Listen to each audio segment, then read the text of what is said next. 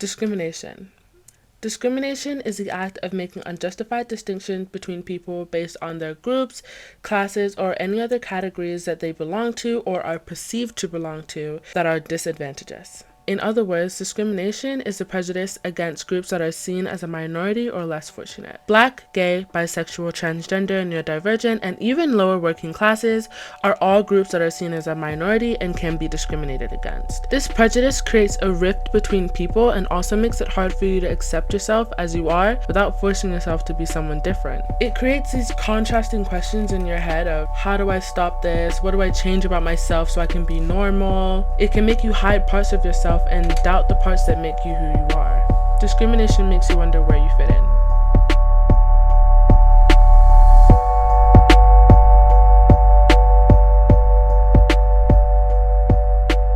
There are many different kinds of people in the world, and we all have qualities that make us who we are and that make us special. These qualities obviously make up our identity, so our age, what we identify as sexually or gender-wise, what food we like to eat, how much we sweat, our habits. It all counts towards our personality and character. Some of these qualities are said to be determined by our genetics, but the source for this is not identified. Human personality is 30 to 60% heritable according to twin and adoption studies. Hundreds of genetic variants are expected to influence its complex development, but few have been identified. Our genetics can also be found to have an influence on your health, so your physical, mental, and social functioning. The world is ever changing, and the qualities that were seen as forbidden or weren't the social norm are now becoming more accepted as trends come and go. Things that you hated about yourself start to become a trend. People start wanting what you have. People start asking, oh my gosh, how did you get that? How did you do that? And you start just accepting parts of yourself that you wouldn't have before. But it can also get more difficult as obviously trends come and go, so it makes it seem as though the traits that you have are fleeting and that they don't really matter much. But it is definitely a step up in progress from even a couple of decades before, where you had to look a certain way and you had to be like this and you had to do that, and if you didn't, then you weren't cool and no one wanted to talk to you. And even with the whole racism thing and people being racist, it's definitely gotten better. It may seem like it's gotten worse, and a lot of people say that racism seems to have gotten worse over the past couple of years, but I definitely think that it's just because people are recording it, so you have access to seeing it a lot more. But in terms of a society, we've definitely gotten better in terms of racial preference, or even things like small lineal things like freckles or beauty spots or whatever you want to call them. The world is becoming more diverse, but there are still some behaviors that people present that suggest that this change isn't welcome.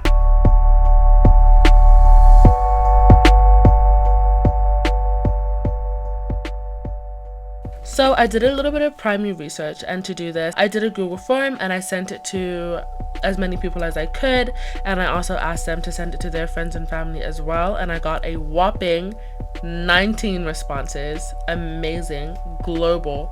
And a few of the questions referred to the topic of change. So the change that I decided to ask them about was if someone was to identify as part of a minority, obviously. So I asked them, what if, you know, your child or your friend or a family member was to identify as gay, bisexual, transgender, kind of things that you obviously cannot change about yourself. And a few of the questions referred if they would still associate themselves with a person, so like their child or a family member or a friend that would identify that was a part of a minority, so a group of people that was deemed an oddity by societal standards. So gay, transgender, etc. Thankfully, the majority of the people that filled out my form said that they would still associate themselves with that person, albeit I don't know if that would still be a positive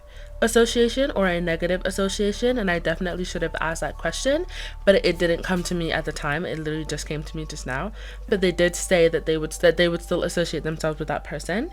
But a minority of people did say no. This could be a microcosm for something much bigger than my little circle of friends and friends' friends and friends' friends and my family and my family's family, and could represent the wider world. On the whole, young people are indeed more accepting of homosexuality and of racial diversity than their parents or grandparents and previous generations of young people. In other words, older generations are more set in their ways. Gen X's, baby boomers, and the silent generation are evidently proven to have more conservative mindsets. With the overall opinion of diversity getting more and more positive as the generations get younger and younger, there's an apparent similarity between the older generations as well. This more conservative mindset from older generations being taught to the working generation now, so millennials, Gen Z, and even Gen Alpha, and even the generations after that, leads to the fact that there are still people today that believe and think this way and obviously act in a way that represents this mindset as well. This mindset of shunning change is being taught to children who then grow up to be adults, and some people just never unlearn these behaviors. This leads to people being bullied in school, to being bullied in the workplace, and in general just being discriminated against their whole life for a similar reason, and most likely something that is unchangeable. So their body shape or their race, or maybe even their working class. And their working class can obviously be changed, but as we know, and as I'm talking about right now, generational curses are a thing, and some people just never escape the working class that they're in. So being picked on and being made fun of for the working class that you're in as a child, and then being picked on and bullied and harassed for the working class that you are as an adult, we obviously have that classism. And the fact that there are so many words nowadays to define these different kind of behaviors just further proves my point that there is just always going to be someone that has an issue with diversity, someone that has an issue with something that isn't necessarily correlated to them. And of course, it can be top down and bottom up. So it could be someone from a lower class harassing someone from a higher class just because they have a little bit more privilege or a little bit more freedom or financial freedom, or just have a little bit of an easier life economically. Or it could be someone from the middle class or higher classes picking on someone in a lower class because of those same similar reasons as I mentioned before. And this behavior can leave people feeling threatened and isolated and just lonely in general. And all of these issues with discrimination and negative attitudes towards change and diversity and a growing, changing population can all be linked back to one thing: conformity.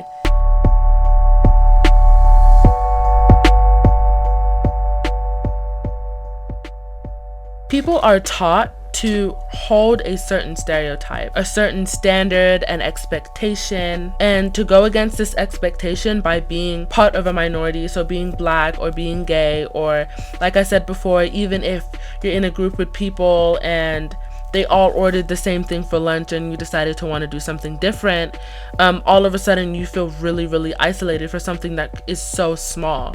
You know what I mean? And it's present in a lot of different situations. And the reason why this isolation could occur, even if they haven't said anything, is because being part of a minority is unsettling to a lot of people, whether you're part of that minority or not. Conformity has been around for centuries, linking all the way back to the Elizabethan times in Britain, where all Protestants had to pretend to be Catholics in public just so that they wouldn't get shamed and harassed and possibly even beaten just for being a minority, something different. And it was no different for the LGBT community that was living in these times where these concepts were forbidden and unforgivable. However, conformity can no longer be applied to people and their races and sexualities and anything else, and this is where hostility comes in and direct discrimination is applied.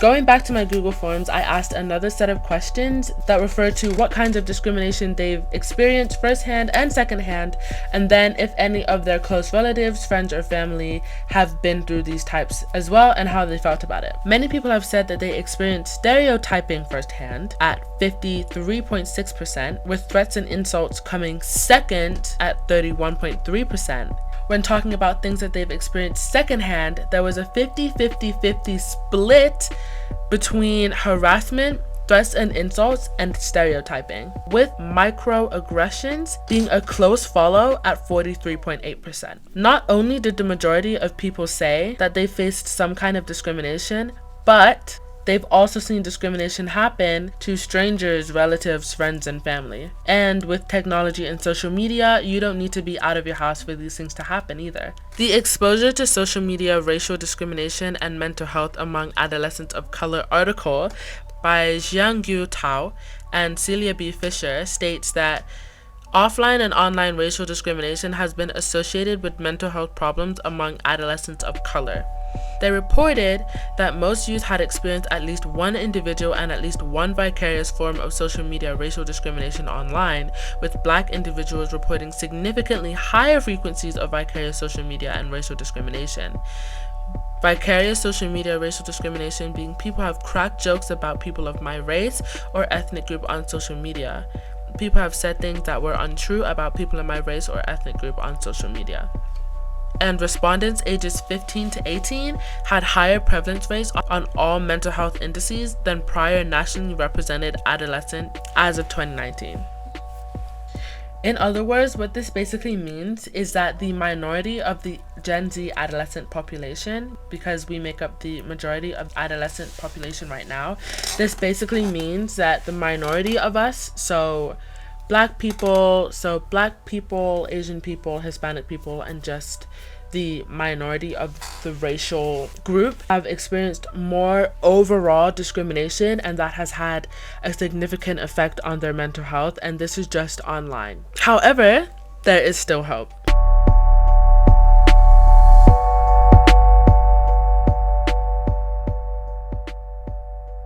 One of the biggest drivers for this hope are the countless number of protests and the countless number of people that are spreading the word.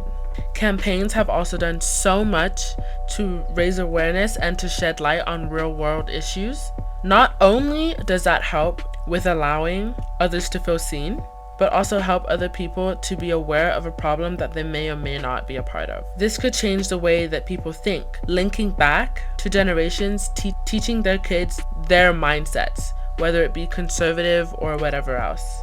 Protests are helping to change the world and society for the better. Of course, one of the biggest protests in history, the Black Lives Matter movement in 2020, where over 26 million people took part in protests, and over 10,000 of these protests were held, again making it one of the biggest movements in history. With ACAB and 1312 spreading the message that all cops are bad or all cops are bastards, educating people about the system, how it can be exploited to favor or harm others with little to no consequence. Changes were being made, and most importantly, changes to police brutality were being made. However, BLM has been around long before 2020 and has made changes in society before all of that as well. Black Lives Matter shifted public opinion. For example, a 2017 Pew study found that 54% of white people viewed officer-involved shootings involving Black people to be signs of a broader problem. The fact that over 50% of white people think that policing has racial issues is a huge achievement. This attitudinal shift created a policy window for local, state, and federal changes to policing and the criminal justice system. Black Lives Matter helped usher in a series of policy and organizational changes to policing that include implicit bias trainings, body-worn cameras, and bans on no-knock warrants. But many things have been amplified as a result of the 2020 movement as well. There have been other protests and campaigns besides the BLM movements as well, such as LGBTQ+ protests. The LGBTQ+ community has been discriminated against for decades. And so of course, much like other minorities, they started to march and take matters into their own hands. Some of the first of these protests started in the 1960s. However, they were small as the risk of getting arrested was very, very high. It's important to realize here that being gay or lesbian or any part of the transgender It's important to realize here that being gay or lesbian or part of the LGBTQ+ community as a whole was illegal all the way up until 2003 and was seen as a mental illness, so people could have been institutionalized or given the electroshock treatment. One of the biggest LGBT protests was the NYC Stonewall 1996 riot. This protest was heavily linked to the African American protests where they were marching for their rights at the time, and the LGBTQ+ community took inspiration from this, marching for their rights as a minority as well. There is a debate regarding whether or not this protest could be called a riot. There was a small bit of violence, but it was mostly peaceful. Some people, however, say that if there's any violence involved in a protest at all, it is a riot, and then some people also say that it is only really politics to call these kind of things a riot, just to stir the pot in the news or give people a headline to talk about. Overall, what we can take from these protests is the feelings that they arise inside of us, feelings for hope and change. First, we observe and learn about the underlying issues that brought about the protests in the first place. Second, we are forced to look at our world and develop an opinion on sides, morality, and messages. Finally, we must decide what action we should take. Even if we choose not to react, inaction is a decision.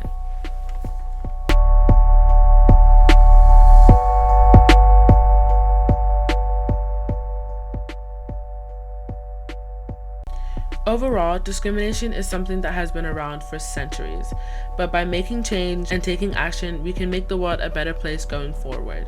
It's just gonna take some time.